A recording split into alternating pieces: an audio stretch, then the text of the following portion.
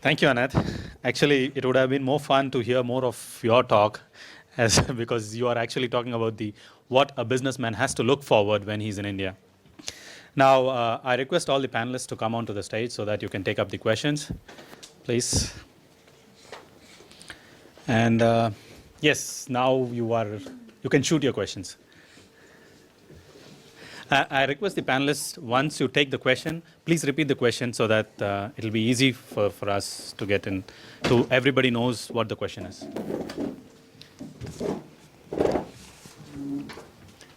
Any hands? Yep. Whom do you want to? My question is for Mr. Can you introduce yourself, please? Nadav Shamel from the Jerusalem Post. My question is for Mr. Purushottam. Yes, please. You mentioned that India could be a hub for Israeli companies wanting to sell to the Middle East.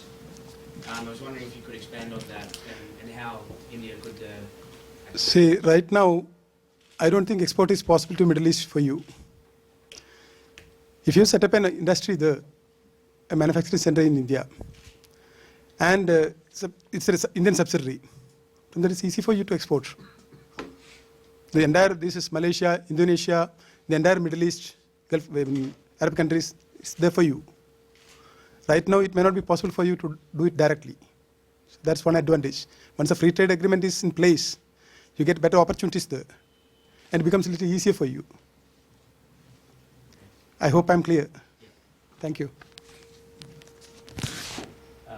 I'd like to ask one question to either Eli or Vani. Both of them can answer this question. Pardon? Yes, sorry. Sorry. When the relations between Israel and India started, it was a 2D. We always call it as a 2D, only diamond and defense. Okay, and over 20 years, things are changing slowly. How do you see it in future? How is that going to change? You can speak from what the... In future, I think the India-Israel relationship will be more diverse. The real strength and foundation of the relationship is the excellent people-to-people linkages, which my colleague also mentioned, and I'm sure he'll agree on this. On the basis of that strength, we want to diversify into various fields. Both of us mentioned agriculture, water, so many new areas. And essentially, it's a new kind of partnership we're looking for. I'll again say this, not a traditional buyer-seller interaction, but a true partnership between our two nations based on innovation and knowledge. We need to match our respective areas of strengths and build on the complementarities. Eli? מגיע, לא מגיע.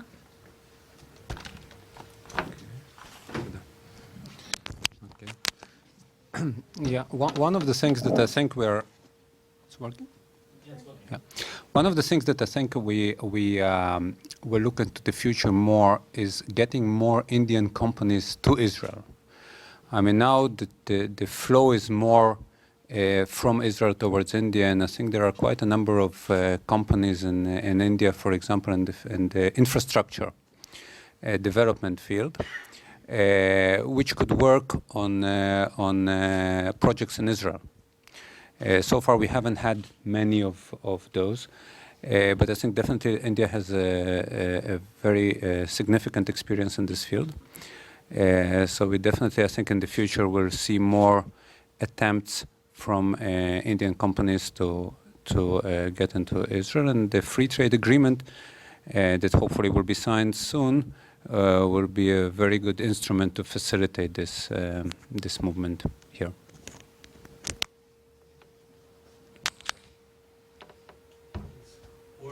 From the Fellow Kanati MBA program. I had a question. You mentioned that both countries have synergies between them, and Israel is considered an R&D hub in globalizing and Indianizing. Has there been any acquisitions of Israeli technologies by Indian companies, Indian-based companies? I think Anat can answer that question. The answer is yes. The question is who. And just last year, there were 3 deals of technology acquisition by Indian companies. So it's happening. far from reaching the potential, I would say, because a lot of Indian companies are now scouting for technology in Israel. But it doesn't reach really the deal. 3 is nice, because when you compare it to 10 years ago, there was nothing. So there is hope, but I don't remember the name, so if you do. But there's, of course, there's Taro and Sun, which are large Yeah, but you were asking about IT. companies about IT and I know. Taro I mentioned and the rest, but not in IT, it's Mega Allianz. Allianz Tires were acquired by an Indian company. What else? Nothing that, not done yet, but it's in the irrigation. I'm talking something about more R&D focus, more high-tech, more telecommunications. I can dig the names for you later and give you. I'm keeping those paper clips. In fact, what I have seen is that Israeli companies are setting up companies there because they have got expertise, not only technology expertise, they have got fund also. So they would rather set up shops there. Like Teva has got a manufacturing unit there. The waterfront, waterside management side, you can see Nandan Jain and Netafim also. Netafim India is there. It's doing very well. It's having turnover for around, I think, 200 million. So most of the companies are, I mean, Nest is having this branch there. Amdocs is having branch there. They're setting up office there. Or separate manufacturing unit or subsidiaries. Hello. A question for Mrs. Hanurao. My name is Tal Reshef. I'm from Ynet News. And a few days ago, we read an editorial article by Hindustan Times describing India as, in one hand, very close to Israel, sharing many things, as you said and others said also, having common interest and having a beneficial mutual help to each other, while at the same time, India is quite alienated to Israel on the international affairs area, voting against Israel in the United Nations regularly, and criticizing Israel whenever there's a dispute with any Arab side, and calling to India to take a more pro-Israeli side. Do you see such a warming up of relationship in the international affair areas following the economic and technology closing up?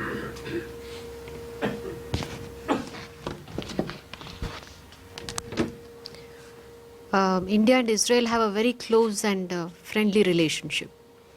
And it's officially only 20 years old, but our two countries have known each other far longer than that. And we mentioned people-to-people linkages. I would just like to mention here that among the various communities and religions which were able to practice in India, it was even the Jews were one of them. They had a very peaceful heritage and existence in India for more than 2,000 years. So that's the strength of the relationship, that's the basis of the relationship. The statistics that you saw today, the economics, the trade is booming. Cooperation in defense and homeland security is excellent. And we have a large number of Israelis going to India. A large number of Indians are showing interest in Israel. And in any relationship between two countries, there are issues on which the two countries don't necessarily agree. And we have the confidence, India and Israel, both of us have the confidence that our relationship has reached a level of maturity and understanding that we can withstand differences on issues, whatever that may be. And India has been conducting its foreign policy also in a very mature and dignified manner. We have excellent relations with Israel. At the same time, we have excellent relations with the Arab world. And it's a fine and delicate balance that we are maintaining. And we will do so. I'm sure our relations are only bound to strengthen in the next decades to come. So that's the true test of a relationship. It's a relationship among friends and partners, and that's how we want it to be. I'm going to ask Eli if he wants to add anything or. Hi, my name is Noam. I have a business development company in Delhi, Delhi Ventures. I want to ask Anat if she can name few mistakes Israeli companies are doing, because if I look on the half empty side of the glass, I had few companies that lately closed their business in India and came back to Israel, Motis Yisrael, Azurim, Telrad, etc. What are the mistakes? Why are they closing the office and coming back? They didn't work with you? Oh, yeah. That's one, of course. But seriously, I mean, there are so many, so I'll try to find really the good ones.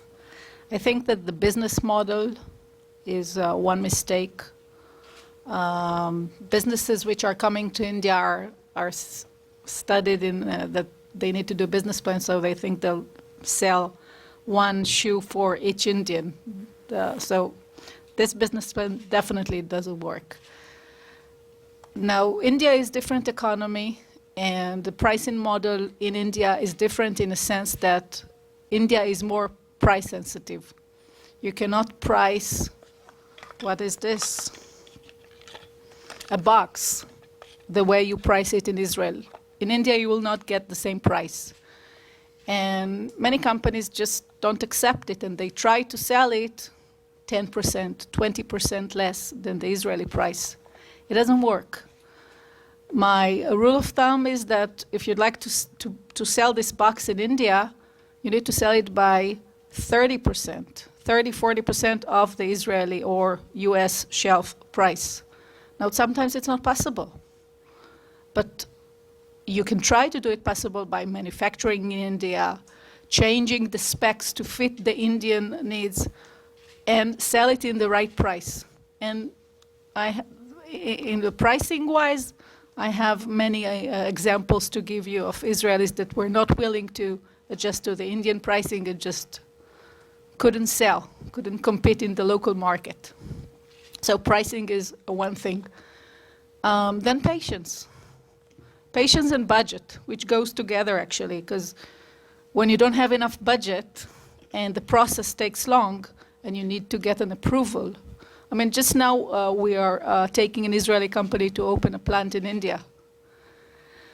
The procedures and the bureaucracies and all the steps that you have to make on the way are very time-consuming and long and sometimes annoying. And if you don't have the patience, and if you don't have the budget to actually now do evaluation by a CPA in India and to do this and to do that, things that people didn't think about, and you need to make an extra trip to India, and expenses are piling. And when people tells me I have 100,000 to invest in the business development in India, I mean, I said, this is really nothing. Nothing will come up. So you need to have a real budget for India, and India is not cheap anymore. I mean, we're coming to India not because it's cheap, because of the big market, because of the potentials to go to Arab countries. That's India. It's all about when you go to India, the hotel is more expensive than it is in Tel Aviv. So all those misconceptions that India is cheap, India is not, to my eyes anymore, is not cheap anymore. The IT professionals are well paid. I mean, there's no leverage. You go to India for IT because of the skilled manpower, of the number of people that you can hire, of the expendable of your business, but not because an engineer is cheaper. That's not, it's not anymore. So those are two mistakes, and if you'd like, we can spend 3 hours and I'll give you more.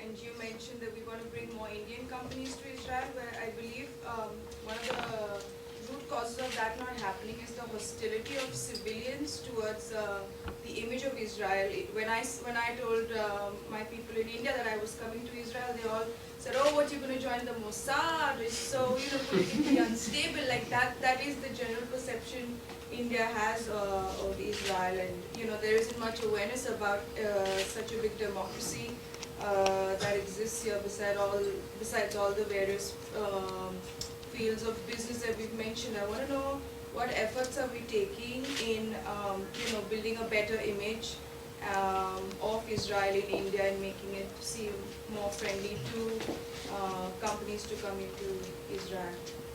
Ellie, It's can a you question ask- for Ellie? Ellie to answer. Vani. It's about improving Israel's image in India. If it was We're the all other way into around, it. I We are would all in have it. Okay. Thank you for the question. It's a good question, I think. I'll tell you something. I think that India in general is not a country, really. It's a subcontinent. And as such, it's more, from my experience, it's more introvert. I mean, relatively to the size of the population, not many people still, although this number is growing in a very rapid way, but still not very many people travel abroad and have a good understanding of what it means. So from my experience in India, you have, of course, the people who are more educated and basically like everywhere, who have a very good understanding of Israel, and I would say not even understanding, but to some extent even admiration of Israel because of what Israel has managed to achieve despite the harsh conditions that we are in. And of course, we were trying to broaden, and we are still trying to broaden this understanding also to the lower levels of the population, to which you can also similarly ask the same question about people in, you can stop a bus in Jerusalem, get on the bus and ask people what do they think about India, and you might get kind of interesting answers, I suppose.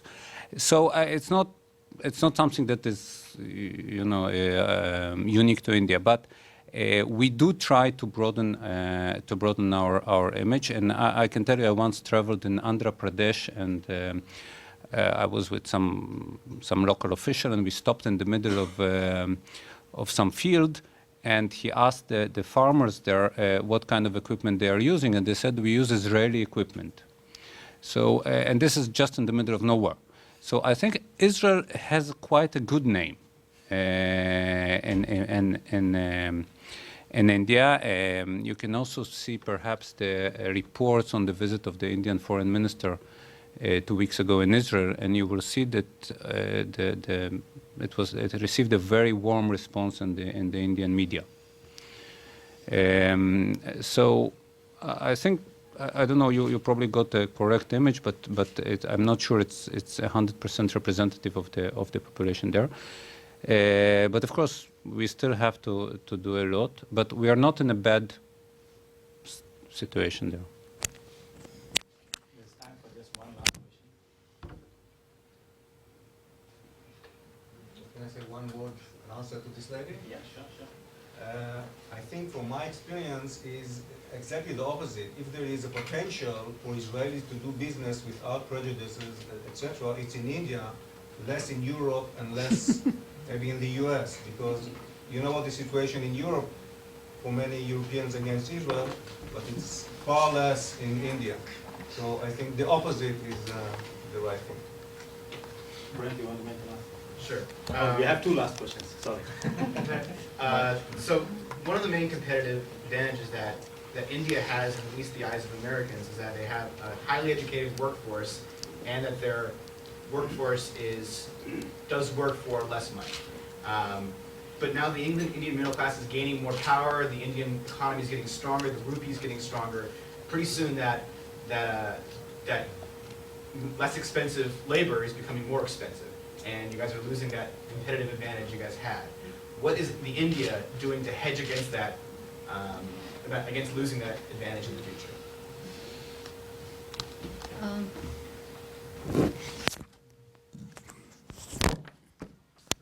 You're right in a way. Many years ago, India was a destination for various foreign companies, mainly because of the low cost of labor. but it's not so anymore. There is a lot of competition from the former East European countries, which where people are offering the same kind of task for a lesser amount of money. So you should look at the Indian market not for the low cost of labor alone, but for the highly skilled and technical manpower that's available, extremely qualified.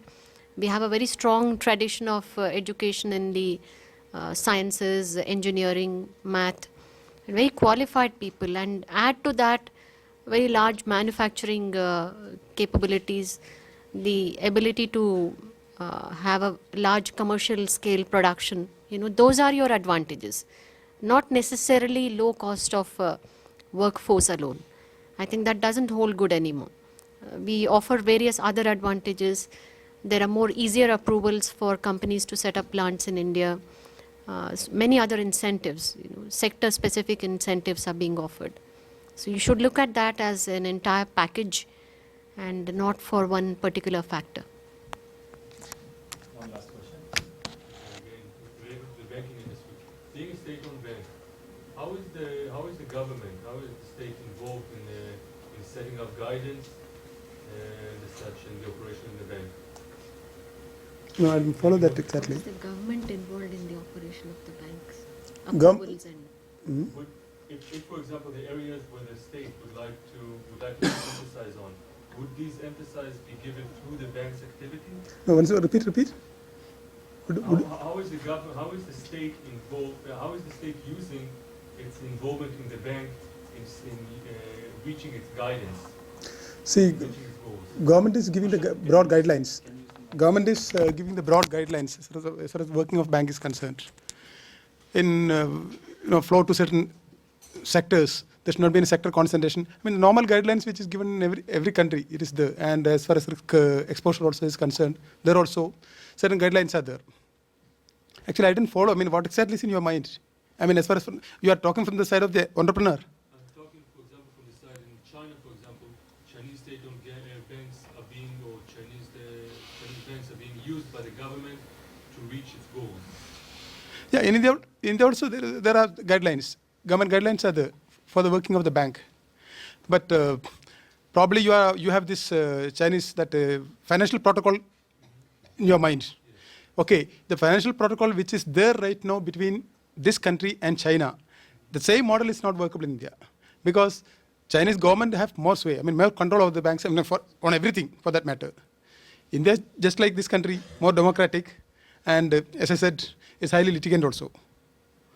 And banks are given more freedom also. I mean, it's not like China. And everything is transparent.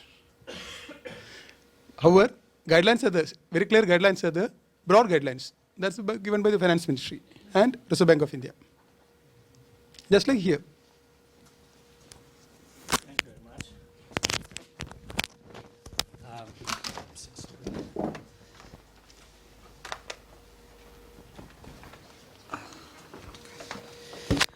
Thank you very much.